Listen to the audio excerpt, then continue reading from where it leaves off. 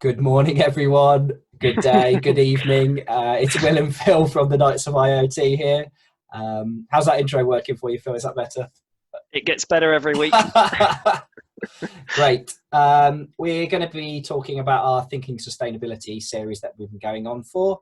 And this time we're going to be looking at reduction. So, Phil, do you want to take us away? Yeah, absolutely. So we measured our CO2 on the last edition of this, and now we're looking at reduction. And this is all part of our Thinking Sustainability series. So, and how Knights of IoT are looking at sustainability practices in connected devices. So, like I said, we measured our CO2, Will, at 8.82 tonnes per year, and that's in the UK, and myself just under 16 tonnes, and we use the carbon footprint website to do this. We're going to talk about reductions in particular, both lifestyle and tech, and then in the next video we'll look at how do we balance what's left if we can reduce down to zero. So, Will, let's talk lifestyle first. Lifestyle choices. We've got don't fly anywhere. You saw the impact of long haul flights really on there. So we're trying to really commit to not doing that. And I think as a business, we should definitely commit to no flights. Who knows if we're going to visit any conventions in the future as Knights of IoT. That will be an interesting one to cross that bridge when we get to it. Yeah, absolutely. Energy mix, I guess.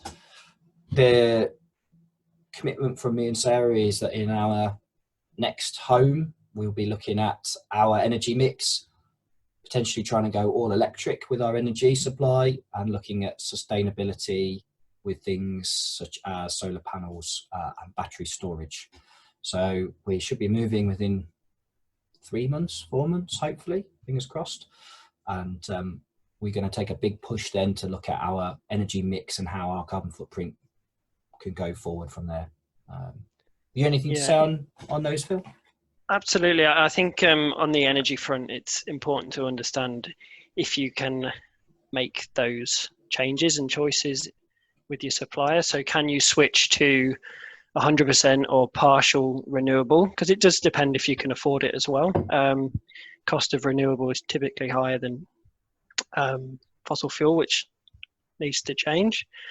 I looked at trying to change my energy provider and whether I could switch to renewables or part renewable.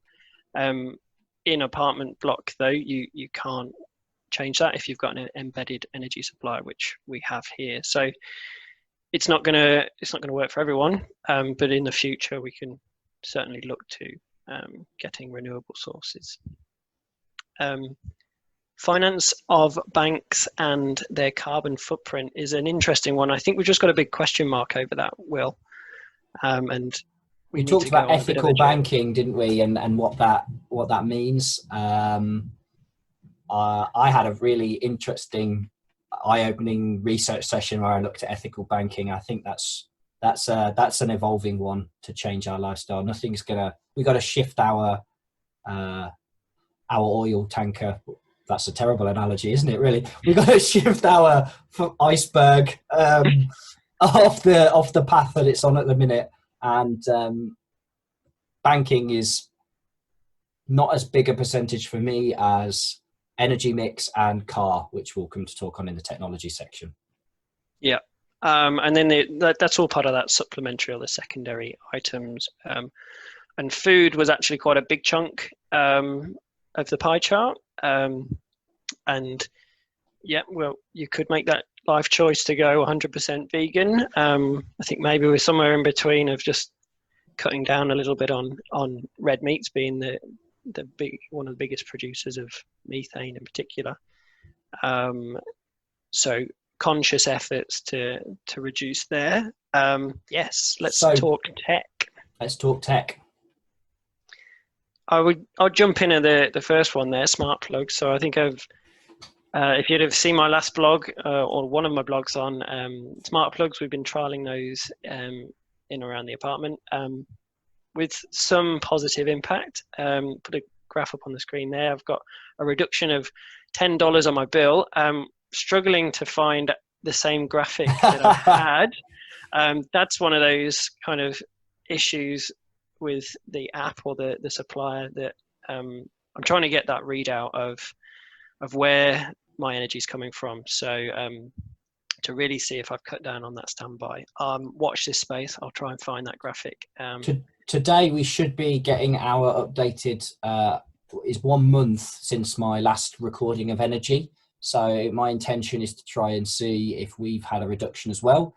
We also brought some in, so I might have I've stood by my spark plugs, Phil, and see if that has made an impact on us. We've been using it every day as part of our routine, our nighttime routine. So it's let's see if that's had a change for us.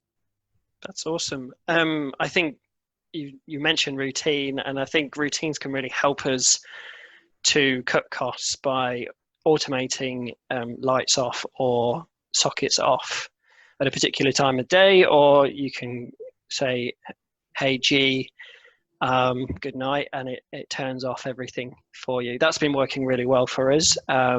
Even Sarah, my Sarah, has been doing that as well, so good on her. Super. I think the next two really are things, certainly for me, that I've pledged to try and do in our next home. So heating devices, we've been looking at if we can go all electric for the heating and how that's going to operate and function. So we've got some design plans going back to the house next week, looking at how we can do that. And then part of that also feeds into the electric car usage, which I think is something we've both debated about. You challenged me on last week when we had a discussion.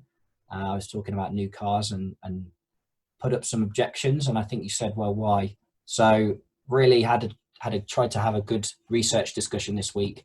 The electric car is an interesting one. It's that blend of tech, which is currently quite expensive, but there's, not everyone has to go out and buy a Tesla. There's other options. The Nissan Leaf looks pretty good from a range perspective, which I think was one of your key complaints. But it's that blend of committing to the tech and then adjusting your lifestyle to make it work. Infrastructure. Is there enough infrastructure to help us charge? And I feel like there is. Will, you mentioned a good app to track where. Zap Maps is got all the electric charge points across it, and maybe it's about planning our mileage and trips a bit more detailed, and having the flexibility to be able to say, well, we can take longer and have a charge here, and sort of really understanding your trip, I guess. Yeah, and I think that's a fairly consistent future commitment that we'd like to stand by is, no fossil fuel miles. We should all be heading that way, and using public transport as much as possible, electrified public transport in particular. So yeah, I think that's about it. Anything else to add, Will? No, all good. Like we said, this is sort of fledgling for us, and we want to set our direction. But I think if and when we get this off the ground, we can really make some proper commitments for what we want to do going forward. Probably one more thing to add, just before we sign off, and it's a bit of an education piece still, and research into sustainable suppliers. So Apple have just committed to a lot of really good things in terms of renewable energy for their factories and manufacturing of their products. So we'd like to be looking at sustainable products. Are they made sustainably? And do they have sustainable materials in them as well? So circular economy, things like that. So that's what we're going to be looking to, and we'll see a bit more in that space going forward. Super. Well, thank you everyone for your attention.